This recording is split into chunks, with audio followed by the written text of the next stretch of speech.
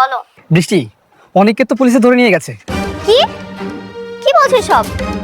কেন নিয়ে গেছে? কি করেছো? সাইডে কাজ করার সময় একজন অ্যাক্সিডেন্ট করে মারা গেছে, তাই পুলিশ তাকে জেলে নিয়ে গেছে। তুমি তাড়াতাড়ি এই খবর তোমার বাবাকে জানাও। আচ্ছা ঠিক আছে, তুমি রাখো, আমি বাবাকে জানাচ্ছি। বাবা, বাবা, বাবা। আসছে। কি রে মা, কি হয়েছে? বাবা, অনেককে আবার পুলিশে ধরে নিয়ে গেছে। কেন? ওদের কাজের সাইডে নাকি একজন অ্যাক্সিডেন্ট করে মারা গেছে, তাই ওকে পুলিশে ধরে নিয়ে গেছে। কি বলছিস? তাই বলে অনেককে কেন ধরে নিয়ে যাবে? আমি জানি না বাবা, তুমি কিছু একটা করো। পুলিশ যদি আবার আগের মতো ওকে মারে তাহলে ও তো খুব কষ্ট পাবে। তুমি কিছু একটা করো বাবা।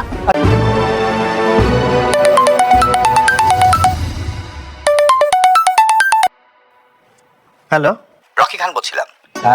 আপনারা কি আমার মেয়ের জামাই অনেককে থানায় ধরে নিয়ে গেছেন? হ্যাঁ, এনেছি। কেন? অনেক কি খুনি? সে কি অপরাধ করেছে? হ্যাঁ, ইচ্ছে করে শ্রমিককে ধাক্কা মেরে ছাদ থেকে ফেলে দিয়েছে। কেন সে অপরাধী হবে? এগুলোর কিছুই করেনি, কিন্তু সে তো সিকিউরিটি দিতে ব্যর্থ। শ্রমিক যদি এখানে সিকিউরিটি না মানে তাহলে এখানে মালিকের কি দোষ? আপনার সঙ্গে আমি কোনো তর্ক করতে পারবো না। আইন সবার জন্যই সমান। আপনি অনেককে ছেড়ে দিন, আমি গ্যারান্টি নিচ্ছি।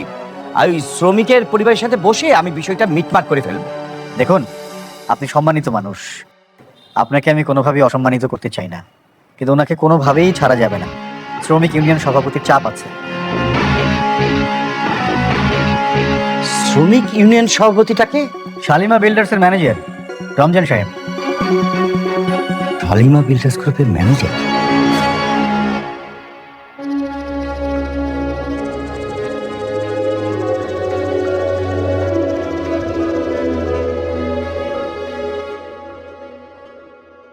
কি বললো বাবা? মা, শালিমা বিল্ডার্স গ্রুপের ম্যানেজার নাকি অনেককে ছাড়তে বারণ করেছে। আচ্ছা, অনেকের প্রথম স্ত্রী ওখানে জব করে না? হ্যাঁ বাবা, আমি এবার বুঝতে পেরেছি। মেঘলা ইচ্ছে করে অনেককে গ্রেফতার করেছে পুলিশ দিয়ে। অনেককে ছাড়ানোর কোনো ব্যবস্থা হলো? না, আমি থানায় ফোন করেছিলাম। ওরা বলছে যে শালিমা বিল্ডার্স গ্রুপের ম্যানেজার নাকি ছাড়তে বারণ করেছে। আচ্ছা, শ্রমিকটা কি অবস্থা? ও যে সেফটি ছাড়া কাজ করতেছিল, তখন ছাদ থেকে পড়ে স্পট ডেট। ও, সেফটি তাহলে নেয়নি। তুই কোথায় যাচ্ছিস? মেঘলার সঙ্গে দেখা করতে যাচ্ছি। দরকার নেই, আমি হ্যান্ডেল করছি, তোর কোথাও যাওয়ার দরকার নেই। তুমি পারবে না বাবা। মেঘলা ইচ্ছে করে অনেককে গ্রেফতার করেছে। অবশ্যই এর পিছনে কোনো উদ্দেশ্য আছে, সেটাই আমার জানতে হবে কি উদ্দেশ্য। আচ্ছা ঠিক আছে, যা, কিন্তু সাবধানে থাকবি। যে কোনো সমস্যা হলে সাথে সাথে আমাকে ফোন দিবি, ওকে? ঠিক আছে। তুমি একটু ওর সাথে যাও। জি স্যার।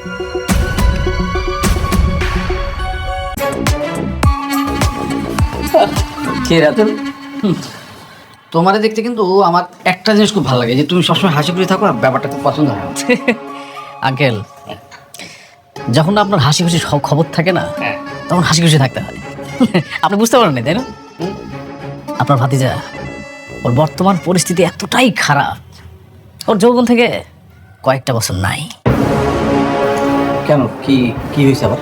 ওর সাইড থেকে একজন শ্রমিক পড়ে গিয়ে মারা গেছে, আর সেই শ্রমিকের মামলা মিনিমাম 10 বছরের জেল হবে। এই 10 বছর ও চাইলেও দুনিয়ার আলো দেখতে পারবে না। হ্যাঁ, সত্যি বলতেছো? তাইলে তো তোমার পথের কাটা একবার দূর হয়ে গেছে। আপনি একদম ঠিক বলছেন।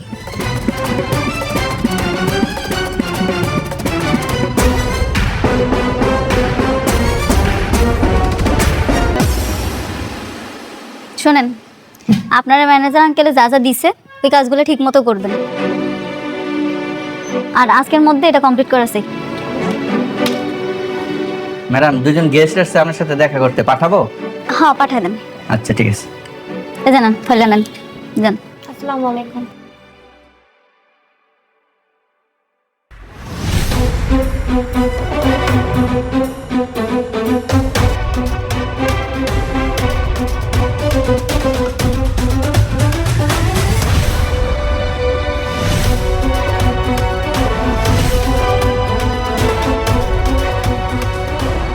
কি সমস্যা তোমার? তুমি অনেককে বারবার জেলে ঢুকে কি প্রমাণ করতে চাও? তোমার অনেক ক্ষমতা। কি কইতাছো এসব? তারে আগে থেকেই নিয়ে গেছে। চুপ করো। তুমি একের পর এক আমাদের ক্ষতি করে যাচ্ছ। আমি কিচ্ছু বলিনি, সেদিনও আমিই অনেককে ছাড়িয়েছিলাম, কিন্তু আজ আবার অনেককে গ্রেফতার করলে। কেন এসব করছো তুমি? কি চাও? আরে বৃষ্টি কি বলতেছে এসব? আমি অনেকরে পুলিশের কাছে দেইনি। আচ্ছা, অনেকরে কি সত্যি পুলিশ ধরে নিয়ে গেছে? হ্যাঁ, নিয়েছে। আমার বাবা থানায় কল করেছিল, কিন্তু তারা বলেছেন তোমাদের এই অফিসের ম্যানেজার নাকি তাকে ছাড়তে নিষেধ করেছে। কি? সব তুমি করাচ্ছ, তাই না?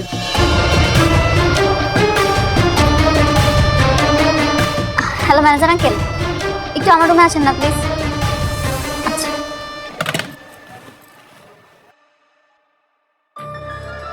ম্যাডাম, কি বলতেছে উনি? কি বলছেন? উনি বলতেছে আপনি নাকি অনেক সাহেবের থানায় পাঠাইছেন। জি, আমি বলেছি। ম্যাডাম, অনিক সাহেব যে সেই অপরাধী এটা আমি জানতাম না। একটা সাইডে কাজ করতে গিয়ে একজন শ্রমিক মারা যায়, আর সেটা ছিল অনিক সাহেবের সাইড। এটা আমার জানা ছিল না। কি? আপনি শুনলেন তো মিসেস বৃষ্টি?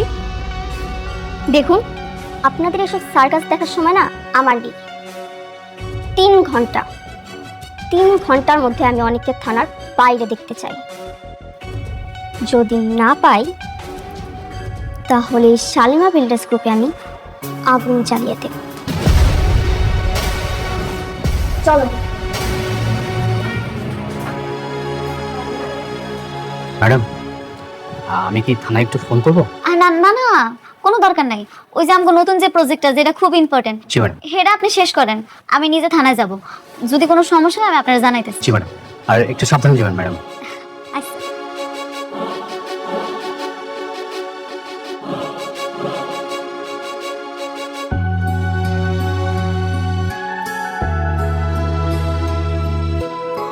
স্যার, আসসালামু আলাইকুম। বসেন। ওয়ালাইকুম আসসালাম। বলেন কি জন্য আসছেন?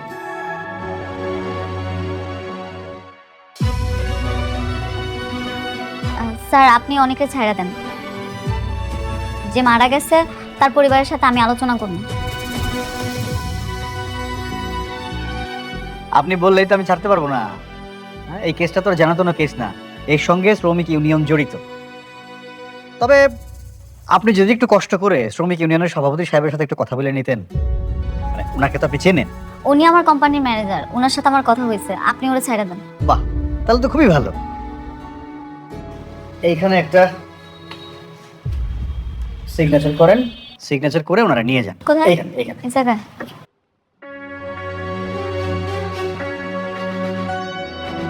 জুতা মেরে গোর্দন করছো, তোমার প্রশংসা না করে পারছি না।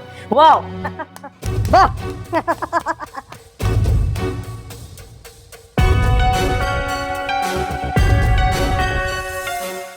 মানে? মানে তো খুব পরিষ্কার, তোমরা আমার সাইড বন্ধ করে আমার শ্রমিক নিয়ে যাও, আবার সেই শ্রমিক আমার সাইডে আসার পরে অ্যাক্সিডেন্ট করে মারা যায়। সেখানে আমার দোষটা কই শুনি? না না না, তোমার তো কোনো দোষ নেই, তুমি একদমই দোষী না। তোমার কোম্পানির ম্যানেজার রমজান সাহেব কমপ্লেন করেছে, আর পুলিশ আমাকে এখানে নিয়ে এসেছে, আর তুমি ভালো সাজার জন্য আমাকে ছাড়িয়ে নিতে এসেছো।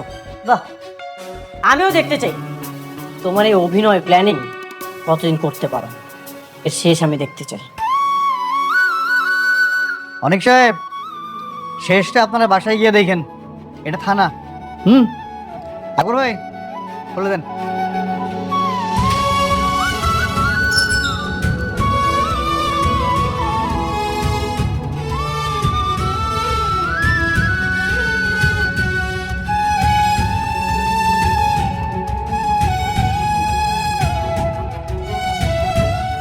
কি নাম আপনার? মিনারা আক্তার। মিনার আক্তার। শরীর কেমন? ভালো সব? ওকে আপা, আমার মায়ের যেমন গর্ভবতী, ওর একটা কাট করে দিয়েন। মেঘলা, মেঘলা, জামা, এইদিকে আয়। এই চল তো, ডাক্তার সেখানে চাচি।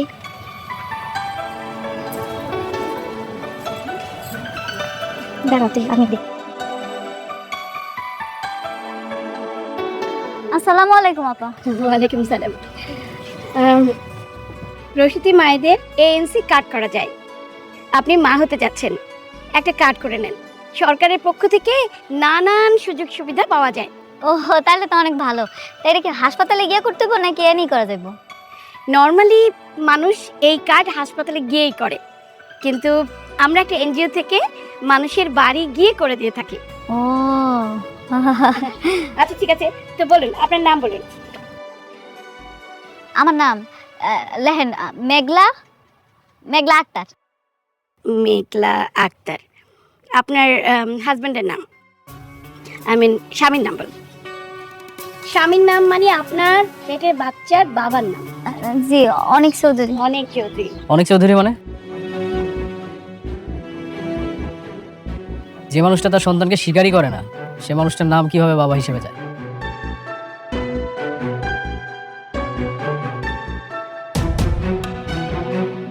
স্বীকার করে না মানে? আপা আমি আপনার বুঝাই কইতাছি, এটা একটা পারিবারিক ঝামেলা, আপা, আর কিছুই না। পারিবারিক ঝামেলা? তার মানে আপনার স্বামী আপনার বাচ্চাকে মেনে নিচ্ছে না? তাহলে পেটের বাচ্চার বাবা কি? আপা এরকম না, আমার বাচ্চার বাপ আমার স্বামী অনেকই। তাহলে উনি যে কি বললেন? আপনি ওনার কথা বিশ্বাস করেন? উনি একটা বাইরের লোক, ওনারা তো কেউ আমরা চিনিই না। আপনি এনে সবাইকে জিজ্ঞেস করেন, সবাই জানে অনেকে আমার স্বামী। হ্যাঁ আপা, এই বাচ্চার বাবা অনেক ভাই। হ্যাঁ ঠিক বলছেন। না থাক, আপনি হাসপাতালে গিয়েই কাট করেন। আমার আসলে একটু ঝামেলা মনে হচ্ছে। আমি চলে যাই। আপনারা সবাই ভালো থাকেন, ঠিক আছে? আল্লাহ হাফেজ।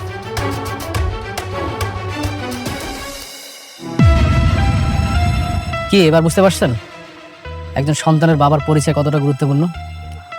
এখনো সময় আছে, বাবার পরিচয় নিন, আমাকে বিয়ে করেন, তাহলে কেউ আর কিছু বলবে না আপনাকে। আমি কি আপনার কাছে পরিচয় চাইছি আমার সন্তানের? তাহলে মানুষকে কিভাবে জবাব দেবেন? দেখেন অনেক মাস তো হয়ে গেল, পরবর্তী যদি আপনি বিয়ে করেন তাহলে কিন্তু কেউ বিশ্বাসও করবে না, আপনি আপনার সন্তানের পরিচয় দিতে পারবেন না। কি হলো, ভালোভাবে ভাবেন। দেখেন আমরা দরকার হলে বিয়ের পর একটা অন্য বাসায় থাকবো, সেখানে আপনি গোপনে থাকলেন, আপনার সন্তান হওয়ার পর সবাই মেনে নেবে। কি আপনি রাজি আছেন? আমাকে বিয়ে করবেন? আপনি না অনেক বাড়াবাড়ি করতেছেন। আপনার আমি অনেকবার বুঝাইছি, আপনি বোঝেন নাই। আপনি জানেন না আমার এই সন্তানের বাপকে? আমার সন্তানের বাপ যে অনেক, এটা সবাই জানে, আপনিও ভালো করে জানেন। এই বিষয়টা নিয়ে যদি আপনি আর একবার বাড়াবাড়ি করছেন না, আপনার কিন্তু খবর আছে কই দিলাম, মনে রেখে।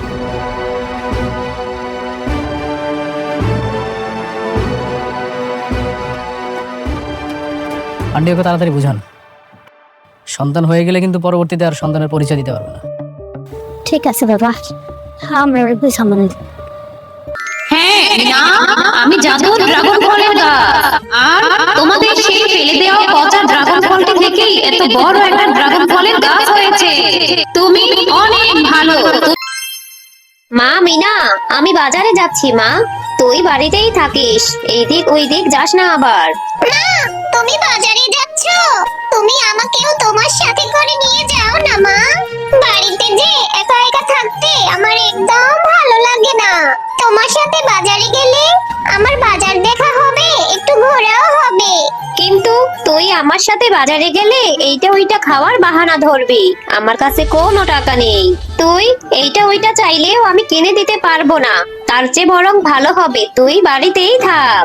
আমি তোর জন্য বাড়ি ফেরার সময় কিছু চকলেট নিয়ে আসবো, কেমন? ও মা, আমি তোমার কাছে এইটা ওইটা খাওয়ার জন্য বাহানা ধরবো না। তুমি শুধু আমাকে তোমার সাথে করে নিয়ে যাও না মা। আমার যে একা একা থাকতে একদম ভালো লাগে না। আচ্ছা ঠিক আছে চল, কোনো কিছু বাহানা করতে পারবি না, বাহানা করলেও আমি কিনে দিতে পারবো না, তাহলে চল। এরপর মিনা ও তার মা বাজারে চলে যায়। মিনার মা যখন বাজার করছিল তখন মিনা বাগমামার দোকানে থাকা ড্রাগন ফলগুলোর দিকে তাকিয়েছিল। মা, ও মা, এই যে দেখো, বাগমামার দোকানের ড্রাগন ফলগুলি দেখতে কত সুন্দর। কি সুন্দর টসটসে, না জানি খেতেও অনেক মজা হবে, তাই না মা? হ্যাঁ রে মা, তাই তো দেখছি, ড্রাগন ফলগুলি দেখতে খুব টসটসা, মনে হয় তাদের বাগানের উঠানো ড্রাগন ফল। যাই হোক, তুই এভাবে বলছিস কেন? মা, আমার না ড্রাগন ফলগুলি দেখে খুব লোভ লাগছে। মা, আমাকে কিছু ড্রাগন ফল কিনে দাও না। এই তো দেখলি, বাড়ি থেকে আসার সময় কত করে বললাম কিছু চাইলে কিনে দিতে পারবো না, এখন এসে ড্রাগন ফল কেনার জন্য বাহানা ধরলি? আমার কাছে এখন কোনো টাকা নেই, যেই টাকা আছে সেই টাকা দিয়ে আমাকে সবজি কিনতে হবে। সবজি না কিনলে যে রান্না করা যাবে না। ও মা, আমি একবেলা আজকে না খেয়ে থাকবো, তারপরও তুমি আমাকে একটা ড্রাগন ফল কিনে দাও না মা। মিনা, আমি তো সবজি কিনে ফেলেছি, এখন আমি তোকে কি করে ড্রাগন ফল কিনে দিব? আচ্ছা চল, এত করে যেহেতু বলছিস, বাঘ মামাকে বলে দেখি, বাঘ মামা যদি বাকিতে একটা ড্রাগন ফল দেয় তাহলেই কিনে দিব, নয়তো অন্যদিন, বুঝলি? বলছি বাঘ মামা, আপনার দোকানের ড্রাগন ফলগুলি দেখতে অনেক সুন্দর। আমার মেয়ে মিনা ড্রাগন ফল খাওয়ার জন্য বাহানা ধরছে। বাঘ মামা, আমার কাছে বাকিতে কিছু ড্রাগন ফল বিক্রি করবেন? আমি আমার হাতে টাকা হলেই আপনাকে দিয়ে যাব। না রে শেফা, আমি বাকিতে কোনো ড্রাগন ফল বিক্রি করব না। তোর ড্রাগন ফল কিনে নিতে হলে টাকা দিয়েই কিনে নিতে হবে, বুঝলি? আমার দোকানে আমি বাকিতে কোনো কিছু বিক্রি করি না। বাঘ মামা, আমার কাছে যে এখন কোনো টাকা নেই, কিন্তু আমার মেয়েটা যে ড্রাগন ফল খাওয়ার জন্য বাহানা ধরছে। দিন না বাঘ মামা একটা ড্রাগন ফল বাকিতে। শোন শেফা, এক কথা আমার বারবার বলতে ভালো লাগে না। একবার বলেছি বাকিতে কোনো কিছু আমি বিক্রি করি না, তারপরও আমাকে কেন এত করে জ্বালাচ্ছিস? যা যা, আমার দোকান থেকে চলে যা, আমাকে নতুন কোনো কাস্টমার ধরতে দে। আচ্ছা ঠিক আছে বাঘ মামা, আপনি আমার সাথে এরকম ব্যবহার কেন করছেন? আমার স্বামী বেঁচে থাকতে তো আপনাদের অনেক উপকার করেছে, এখন কি না এই সামান্য কয়টা ড্রাগন ফলের জন্য আপনি আমার সাথে এরকম ব্যবহার করছেন? ঠিক আছে, লাগবে না আমার আপনার ড্রাগন ফল, আমি এক্ষুনি চলে যাচ্ছি।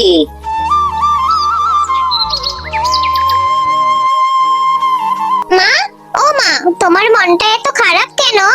তুমি আমাকে ড্রাগন ফল কিনে দিতে পারোনি বলে তোমার মনটা এত খারাপ? হ্যাঁ রে মা মিনা, তোর বাবা মারা যাবার পর থেকে তুই আমার কাছে কোনো কিছু চাইলে আমি তোকে সহজে কিনে দিতে পারি না রে মা। কতটা অভাগী মা আমি, সন্তানের মনের ইচ্ছাও আমি পূরণ করতে পারি না।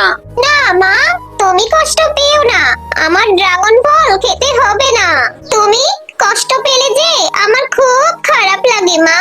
ও মা, তোমার রান্না করতে তো এখনো অনেক দেরি আছে, আমি একটু টয়ার সাথে খেলা করে আসি, তাড়াতাড়ি চলে আসবো মা। আচ্ছা ঠিক আছে, টয়ার সাথে খেলতে যাবি যা, তবে কোনো দুষ্টামি করবি না। টয়ার মা বাঘিনী ভাবি খুব বদমেজাজি, দুষ্টুমি করলে আবার দু চারটা কথা শুনিয়ে দিবে, বুঝলি? আচ্ছা ঠিক আছে মা। টয়া, তোদের ড্রাগন ফল গাছে ড্রাগন ফল ধরেছে? বাবা, গাছে দেখি কি সুন্দর ড্রাগন ফল ধরেছে। হ্যাঁ রে মিনা, আমাদের ড্রাগন ফল গাছের ড্রাগন ফলগুলি খেতে খুব মজা। আমি আমার মায়ের সাথে ড্রাগন ফলগুলি পারছি, তারপর আমি মজা করে ড্রাগন ফল খাবো। টয়া, তোদের ড্রাগন ফল গাছে তো অনেক ড্রাগন ফল ধরেছে, এখান থেকে আমাকে একটা ড্রাগন ফল খেতে দিবি? আমি না কোনোদিন ড্রাগন ফল খাইনি। আচ্ছা ঠিক আছে মা। ও মা, আমাদের ড্রাগন ফল গাছে তো অনেক ড্রাগন ফল ধরেছে, এখান থেকে তুমি মিনাকে একটা ড্রাগন ফল দাও না। হ্যাঁ রে টয়া, কিসব বলছিস? ড্রাগন ফলের যে অনেক টাকা দাম, এই ছোট লোক ভিখারির বাচ্চা ড্রাগন ফল চাচ্ছে, কত বড় সাহস! এই, তোর যেহেতু এত ড্রাগন ফল খেতে ইচ্ছা করছে, তাহলে তুই তোর মাকে গিয়ে বলবি তোকে ড্রাগন ফল কিনে দিতে। এখানে শেষরার মতো আমার কাছে চাচ্ছিস কেন? হ্যাঁ মা, ও মা, তুমি ওর সাথে এভাবে কেন কথা বলছো? আমাদের ড্রাগন ফল গাছে তো অনেক ড্রাগন ফল ধরেছে, দাও না মা ওকে একটা ড্রাগন ফল। আচ্ছা ঠিক আছে টয়া, তুই যেহেতু এত করে বলছিস, তাহলে ওকে তো একটা ড্রাগন ফল দেওয়াই যায়। এই মিনা, এই এই দেখ, আমার সামনে একটা অর্ধেক পচা ড্রাগন ফল পড়ে আছে, এইটা উঠিয়ে বাড়ি নিয়ে যা। অর্ধেক অংশ পচা হলেও বাকি অংশ ভালো আছে, পচা অংশটুকু তোর মাকে বলবি কেটে ফেলে দেওয়ার জন্য, ভালো অংশটুকু খেয়ে নিবি, কেমন? আচ্ছা ঠিক আছে কাকিমা, তাহলে আমি এই ড্রাগন ফলটা নিয়ে বাড়িতে চলে যাই।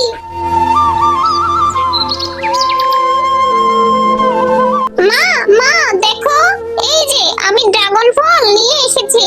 ড্রাগন ফল? মিনা, তুই এই ড্রাগন ফল কোথা থেকে নিয়ে এসেছিস?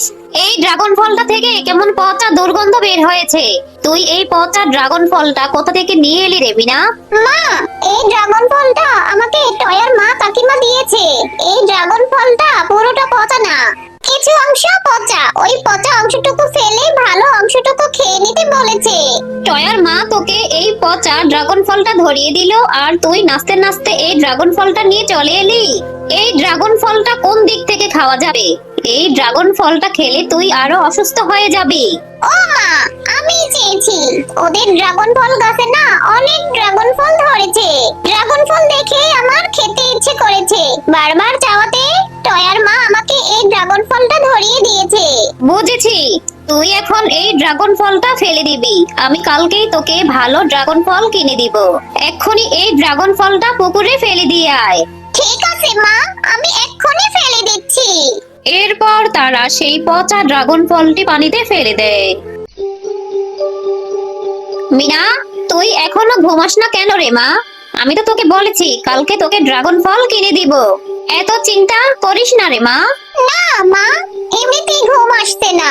আচ্ছা ঠিক আছে, আমি এক্ষুনি ঘুমিয়ে পড়ছি।